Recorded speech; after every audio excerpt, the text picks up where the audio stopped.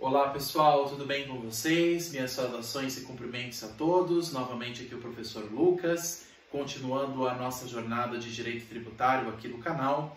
E hoje nós vamos tratar especificamente sobre o imposto de produtos industrializados, ou imposto sobre a produção de produtos industrializados, que é o IPI, na nossa grande jornada de estudos aqui sobre os impostos federais.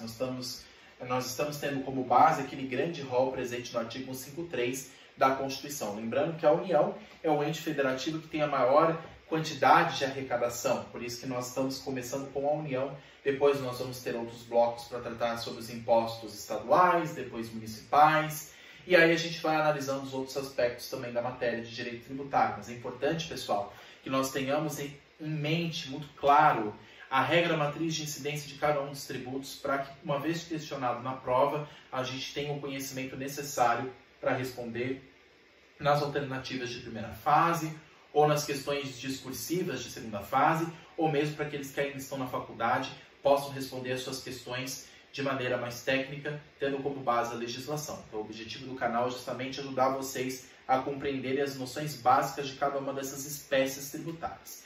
E como eu falei, hoje nós vamos analisar o famoso IPI. Vamos lá, pessoal.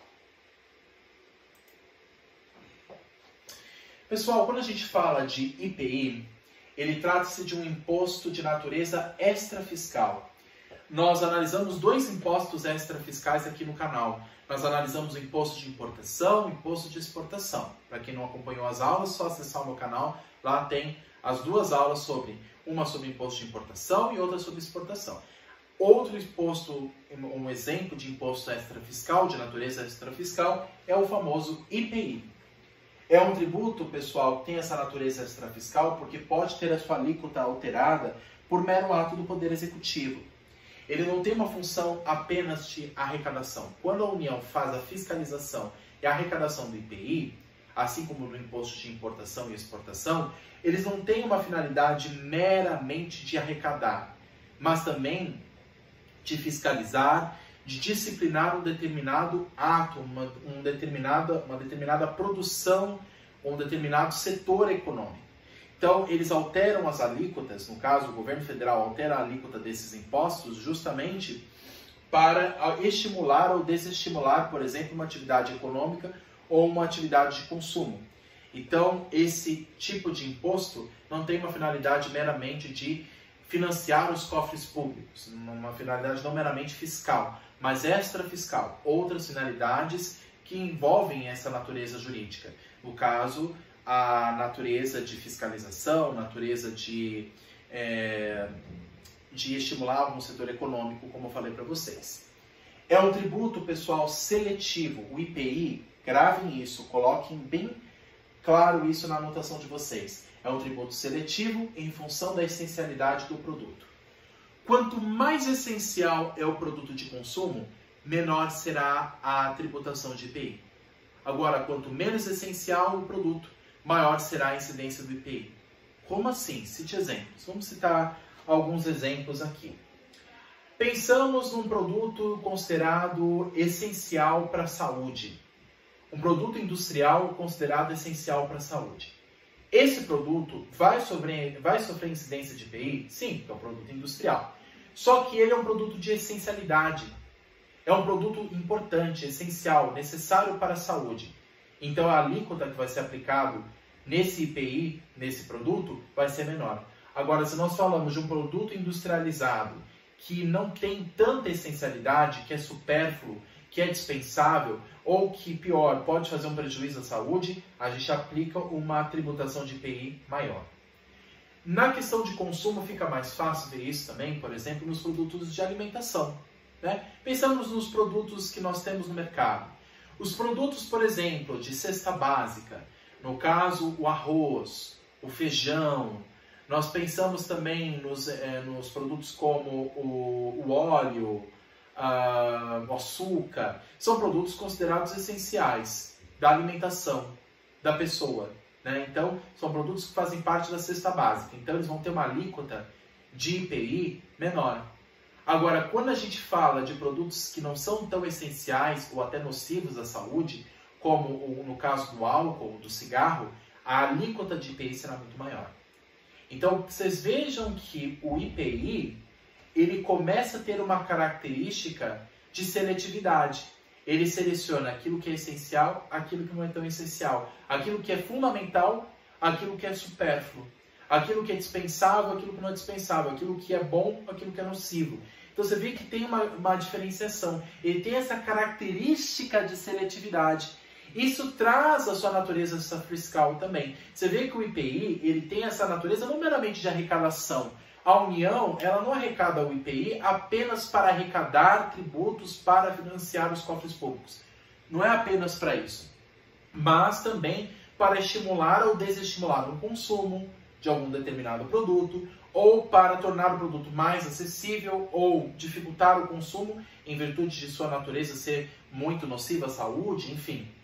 O objetivo dessa mudança de alíquota do IPI é justamente para tornar os produtos essenciais mais acessíveis e os menos essenciais, ou até nocivos, menos acessíveis. Ou seja, então ele faz uma seletividade, aquilo que é mais ou menos importante. Então essa é uma característica fundamental, pessoal. É obrigatória a característica da seletividade do IPI. Também é um tributo não cumulativo. Tem um sistema de compensação a cada fase de operação. Como nós falamos de um tributo que é aplicado nas fases, na cadeia produtiva, então nós temos a cadeia de produção, a cadeia de consumo, você tem a fabricação, comercialização, até chegar no consumo. Essas várias etapas de industrialização e produção de produtos vão incidindo em cada uma dessas etapas, impostos.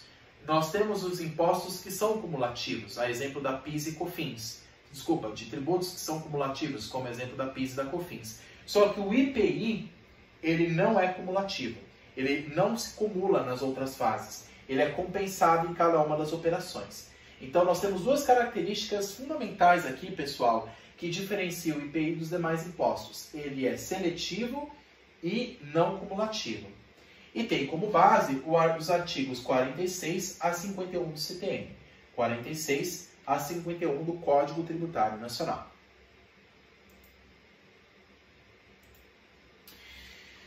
O que mais a gente pode trazer aqui do IPI, pessoal? O IPI não se aplica, não é aplicado o IPI o princípio da anterioridade anual, mas se aplica o princípio da anterioridade nonagesimal.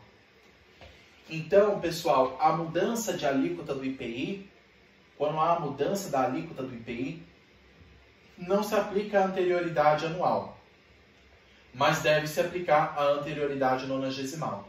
Então, no mesmo ano, por exemplo, vamos supor que a alíquota de IPI mudou nesse ano de 2023 de 8% para 16%. Vamos imaginar uma hipótese dessa. Num determinado produto, a alíquota de IPI, que era 8%, passou a ser 16%. Houve um aumento muito grande. Tá. Isso foi feito no ano de 2023, nesse mês de maio. Pelo princípio da anterioridade anual, ele só pode valer essa nova alíquota só no ano seguinte. Mas nesse caso não se aplica a anterioridade anual. Mas se aplica a nonagesimal, então tem que esperar um prazo de no mínimo 90 dias. Mesmo podendo valer no mesmo ano, se começa a vigiar essa nova regra em maio, só depois de 90 dias que vai poder ter a sua vigência, mesmo dentro do mesmo ano. Tá? Então não se aplica a anterioridade anual, não precisa esperar o início do exercício financeiro seguinte, não precisa esperar o início do ano posterior, mas deve-se esperar um mínimo 90 dias. Então, se houver a alteração de alíquota, no caso do IPI, deve-se esperar um prazo mínimo aí de 90 dias. Não se aplica a produtos nacionais, isso é importante dizer. E por que não se aplica o IPI a produtos nacionais destinados ao exterior? Para incentivar justamente a indústria nacional. Olha só que interessante, pessoal. O IPI não se aplica a produtos nacionais que vão para o exterior, que se aplicam para produtos nacionais que se comercializam aqui dentro do território. Agora, aqueles que são mandados para o exterior, para fora do país, não se aplica, no caso, não se incide o IPI. Existe, no caso, uma imunidade. A Constituição Federal, olha que interessante, ela estabelece a imunidade. Quando a Constituição diz que não incide um determinado imposto, a gente está falando de imunidade. Agora, quando a autoridade administrativa diz que não incide, aí é isenção. Existe diferença básica entre imunidade e isenção, tá? Mas o que a Constituição estabelece aqui é imunidade, é a Constituição que estabelece. Não é a autoridade administrativa que vai conceder esta graça de não pagar o tributo. No caso, é a Constituição, é o texto constitucional que diz que para produtos nacionais que são destinados ao estrangeiro, não se aplica o IPI. Existe uma imunidade ao produto. E por que se faz isso? Para incentivar a indústria nacional, para incentivar a produção, a comercialização e a competição de produtos nacionais no exterior. Então, por isso que se dispensa a aplicação do IPI. Tudo bem? Pessoal, vamos continuar o nosso estudo aqui com base na regra matriz de incidência. Esse daqui não pode faltar jamais. Nós estamos, inclusive, montando cada uma dessas aulas de impostos justamente para analisar a RMIT, que é a regra matriz de incidência tributária. Vamos analisar, então, o critério material, espacial, temporal, pessoal e quantitativo do imposto sobre a produção de produtos industrializados. Vamos começar com o critério material. E para isso, nós precisamos analisar o artigo 46 do CTN, tá? Não sei se vocês estão conseguindo ver aqui, que eu acho que aqui ficou um pouquinho mais turva a imagem, mas coloquem aqui, pessoal, coloquem aí no computador de vocês, onde vocês estiverem estudando, ou peguem no Vadmecum de vocês, deem uma olhada aqui no artigo 46 do CTN. O que diz? Sobre o critério material. O que é o fato gerador do IPI? O imposto de competência da União sobre produtos industrializados tem como fato gerador, inciso 1, do seu desembaraço aduaneiro quando de procedência estrangeira. Então, quando ocorre o desembaraço aduaneiro, pessoal, além da questão do imposto de importação, ele vai ter que declarar o IPI, porque se for um produto industrializado, se for um produto industrializado estrangeiro, a partir do desembaraço aduaneiro, se aplica no caso, o IPI, né? A sua saída dos estabelecimentos a que se refere o parágrafo único do artigo 51, a sua arrematação quando apreendido ou abandonado e levado a leilão, porque existe, no caso, a possibilidade de produtos estrangeiros que cheguem em território nacional, como a gente já viu, e o produto seja meramente abandonado ou apreendido pela Receita Federal. Isso pode acontecer. Em caso de produto apreendido pela autoridade fiscal, pela autoridade alfandegária, ou, no caso abandonado, ele é levado a leilão. Então, aqui vai incidir, e nesse caso de produtos abandonados, ele vai incidir no leilão e que vai incidir a aplicação do IPI. O parágrafo único diz o seguinte: para os efeitos deste imposto, considera-se industrializado o produto que tenha sido submetido a qualquer operação que lhe modifique a natureza ou a finalidade ou o aperfeiçoe para o consumo.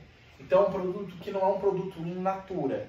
Então, quando a gente fala de produto industrializado, vamos imaginar nos produtos de consumo de alimentos, mesmo que seja um produto de alimento, ele é um produto processado, que sofreu alguma industrialização. Não é um produto in natura, não é um produto que tem a sua origem primária à natureza. Ele passou por um procedimento industrial para se aprimorar. Então, por exemplo, café em grãos. Café em grãos, sim, é um produto de origem natural, só que ele passa por um processamento industrial. Ele passa por desidratação, por empacotamento, por higienização. Então, toda essa etapa de industrialização é considerado fato gerador de IPI, tá? Seja para a sua modificação, ou modificando a sua finalidade, ou mesmo para o seu aperfeiçoamento para o consumo, no caso do produto de alimento. Produtos de alimentos, carnes processadas, pensando no presunto, mortadela, enfim, produtos de consumo que têm a sua origem natural, mas que são alterados pela atividade industrial ou aperfeiçoados para se manter conservados ou melhores para consumo, incide IPI. Quem diz isso? O artigo 46 do CTN. Perfeito, pessoal. O critério material é esse, mas qual é o critério espacial? Se é um tributo federal, qualquer território nacional. Qualquer lugar que compõe o território nacional brasileiro incide IPI. Então, ele ocorre em todo o território nacional, seja por produto desenvolvido no Brasil, desde que não vá para o exterior. Se for um produto brasileiro que for comercializado aqui dentro, incide IPI. Agora, nós falamos da imunidade. Se for produto brasileiro que vá para fora do país ser comercializado, não incide IPI. Isso é imunidade. Produto brasileiro, produzido em território nacional, que vá para o exterior, não incide IPI. Agora, produto brasileiro que é comercializado aqui, aí sim incide. Ou se é produto importado do estrangeiro. Então, produto estrangeiro que entra aqui também é obrigatório pagar IPI. Mas internalizado no Brasil através do desembaraço aduaneiro. Então, a partir do desembaraço aduaneiro, que é o ato administrativo competente para autorizar a entrada desse produto estrangeiro em território nacional, legalizar, permitir que ele seja possível de entrar aqui, essa fiscalização administrativa, essa permissão administrativa é chamada de desembaraço aduaneiro. Além de pagar o imposto de importação, deve-se pagar o IPI se for um produto industrializado, tá? Então nós temos duas hipóteses, né, no caso. Critério espacial. Se ele foi aqui desenvolvido no território nacional e comercializado aqui, ou se veio de fora, mas entrou no Brasil através do desembaraço aduaneiro, ou se foi abandonado aqui e depois, pela arrematação, em leilão, é destinado ao comércio. Também existe a questão dos produtos que são abandonados, em portos, aeroportos, produtos que não são declarados ou apreendidos pela Receita, também se submetem a essa possibilidade. Entrou em território brasileiro, fiscalizado pela autoridade alfandegária, ou se é produto nacional que é comercializado aqui, é o critério espacial para incidir o IPI. Qual que é o critério temporal? Quando que a gente considera iniciada essa obrigação? A partir do momento em que ocorre a saída da mercadoria da indústria, ou, em caso de produto estrangeiro, do desembaraço aduaneiro. O despacho, no caso aduaneiro, ou desembaraço aduaneiro, quando ocorre a data que é registrado, se é produto estrangeiro, é nessa data que ocorre o fato gerador do IPI. Agora, se é produto nacional, é a data da saída da mercadoria da indústria, da data que saiu da fábrica. A data de fabricação, a data em que saiu do ambiente industrial, é que é considerado o critério temporal da incidência de IPI.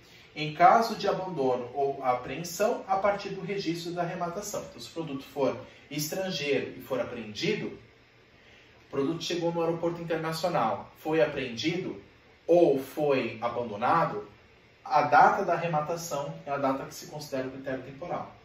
Então, nós temos aqui dois critérios temporais, se é produto estrangeiro, ou do despacho aduaneiro, ou da arrematação, em caso de produtos abandonados. E em território nacional, da saída da indústria, né, do ambiente industrial.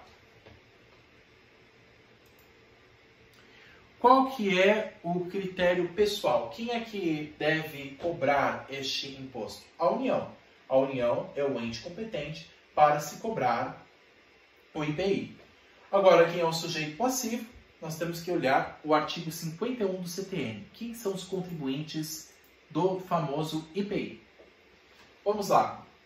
Um contribuinte do IPI é o importador, ou quem a lei a ele equiparar, o industrial, ou a quem a lei a ele equiparar, o comerciante do produto sujeito ao imposto, que os forneça aos contribuintes definidos no inciso anterior. Então, o comerciante também, não só a indústria, mas o comerciante também pode se encaixar como um contribuinte do IPI.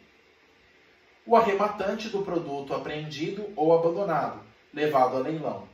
Então, o arrematante, aquele que auferiu o produto que foi levado a leilão, aquele que ganhou o produto que foi abandonado e depois leiloado, o arrematante também é o contribuinte do IPI.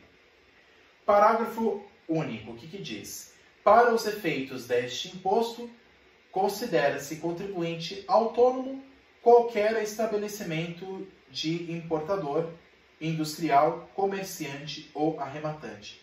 Então, para os efeitos deste imposto, considera-se contribuinte autônomo qualquer estabelecimento de importador, industrial, comerciante ou arrematante. Também pode se encaixar como um sujeito passivo da obrigação de IPI. Qual que é o critério quantitativo, pessoal? Nós temos que olhar o artigo 47 do CTN. Vamos analisar aqui. A base de cálculo do imposto do IPI é, no caso do inciso 1 do artigo anterior, o preço normal, como definido no inciso 2 do artigo 20, acrescido no montante. No imposto de importação, das taxas exigidas para a entrada do produto no Brasil, dos encargos cambiais efetivamente pagos pelo importador ou dele exequíveis, ou dele exigíveis, né? Então, olha só, o que é considerado a base de cálculo do imposto? No caso do inciso 1 do artigo anterior, o preço normal da mercadoria, como definido no inciso 2, acrescido no montante do imposto de importação, a taxa exigida para a entrada do produto no país, no caso de produto importado, dos encargos cambiais efetivamente pagos pelos importadores, né, o importador, ou dele exigíveis. Inciso 2, no caso do inciso 2 do artigo anterior, o valor da operação de que decorrer a saída da mercadoria, da falta do valor a que se refere a linha anterior, então, se caso não tiver o valor da operação, da saída da mercadoria, o preço corrente da mercadoria ou o seu similar no mercado atacadista na praça do remetente. Então, assim, caso não se tenha o valor devido do produto, no caso, o valor da operação do produto, é feito um aproximado com base no mercado. Então, a autoridade fiscal, se ela não consegue identificar na declaração do IPI o valor específico desse produto industrializado, ela pode verificar no mercado, fazer uma pesquisa no mercado mais ou menos qual é a base daquele valor que é cobrado. Se ela não sabe se o produto tem um valor de tantos R$1.000, ela vai ver mais ou menos como é que é comercializado na internet ou nas lojas físicas aquele mesmo produto. E o inciso 3, no caso do inciso anterior, né, no inciso 3 do artigo anterior, o preço da arrematação também é considerado como base de cálculo, onde vai se calcular, onde vai se chegar ao valor do IPI.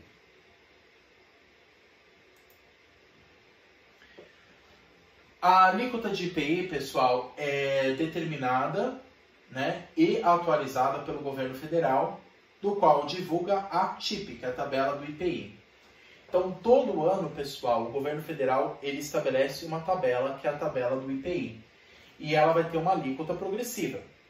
Quanto maior for o valor do produto, maior será a sua alíquota. A depender da natureza também do produto, da natureza do produto manufaturado, do produto industrializado, esse produto vai ter uma alíquota diferenciada. Então, produtos eletrodomésticos vão ter uma alíquota específica, produtos de consumo de alimentos vão ter uma alíquota específica, produtos farmacêuticos vão ter uma alíquota específica. E quem é que vai determinar essa alíquota? É a tabela TIP, que é a tabela do IPI estabelecida pelo governo federal. É uma tabela que é atualizada todos os anos. A alíquota terá como base o valor da mercadoria, bem como a sua essencialidade. Lembra disso? Quanto mais essencial o produto, menor será a sua alíquota. Então, se for produtos de saúde, como falei, produtos farmacêuticos, produtos de alimentos, da cesta básica, ou outros produtos necessários à saúde e sobrevivência das pessoas, a alíquota será diferenciada. Agora, se forem produtos menos importantes ou até nocivos à saúde, como álcool ou cigarro, a alíquota obviamente será maior. Tudo bem? E lá, se vocês colocarem na internet tabela TIP, governo federal, lá vai ter a tabela atualizada desse ano sobre os diversos produtos, a depender da sua natureza jurídica e a depender do seu valor específico. Lembrando que se a autoridade fiscal, como a gente viu no artigo do CTN, no artigo anterior, se a autoridade fiscal, né, nós vimos aqui no slide anterior, que é o artigo 43 do CTN, se a autoridade fiscal, como a gente viu aqui no inciso 2A, não tiver o valor da operação de que se decorre a saída da mercadoria, ela pode fazer um aproximado com base no preço corrente de mercado, tá? Então, se ela não tiver o valor especificamente do produto ou como ele está sendo comercializado, ela pode fazer uma pesquisa e ter um valor aproximado para se fazer a tributação. E com base nela, se aplicará a alíquota que é sempre atualizada pela TIP. Lembrando que a alíquota que é divulgada pela TIP, lembrando que a alíquota é sempre atualizada pelo governo federal. Pelo ato do Poder Executivo, do Presidente da República, é que se atualiza, se modifica a alíquota do IPI, e a depender da sua essencialidade. Tudo bem, pessoal? Essas são as informações básicas a respeito do IPI. Se ficaram alguma dúvida, pessoal, por favor, me mandem aqui, inclusive nos comentários do vídeo. E eu deixo com vocês o meu site pessoal, que é proflucasdireitotributário.com.br.